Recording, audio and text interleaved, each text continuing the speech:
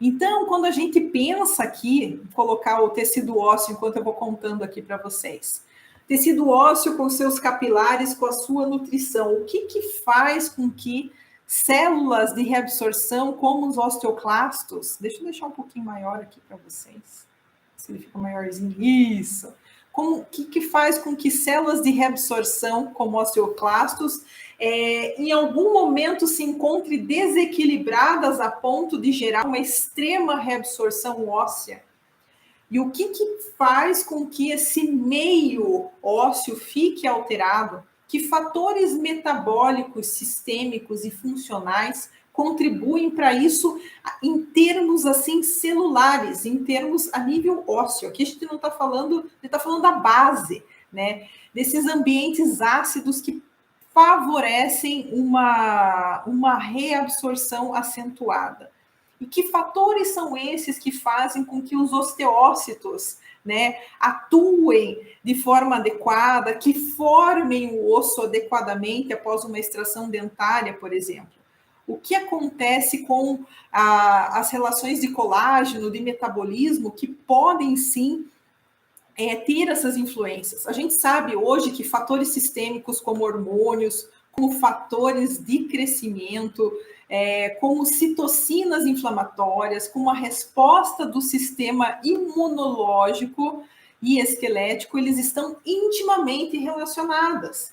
E a essa área interdisciplinar de estudos deu-se o nome de osteoimunologia, no caso, para nós, osteoimunologia maxilomandibular, porque a gente quer saber essas relações dentro da nossa prática odontológica. A gente quer entender o que está acontecendo com o nosso paciente.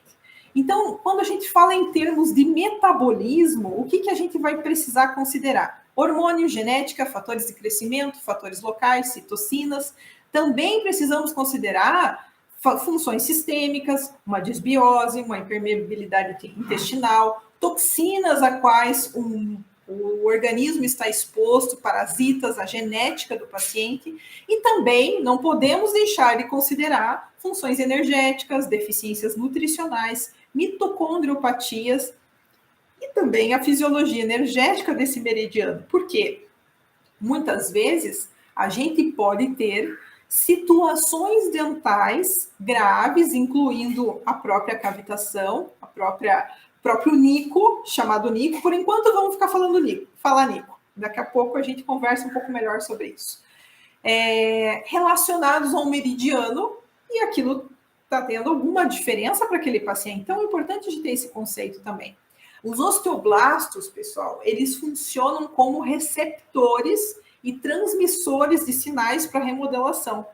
Porque nos osteoblastos a gente possui receptores para hormônios, a gente possui receptores para hormônios como da tireoide, da paratireoide, para estrogênios, para glicocorticoides, para insulina, para vitamina D, ou seja, alterações em qualquer um desses hormônios citados, incluindo a vitamina D, pode também refletir, né, na postura desse osteoblasto, né, no mecanismo de ossificação.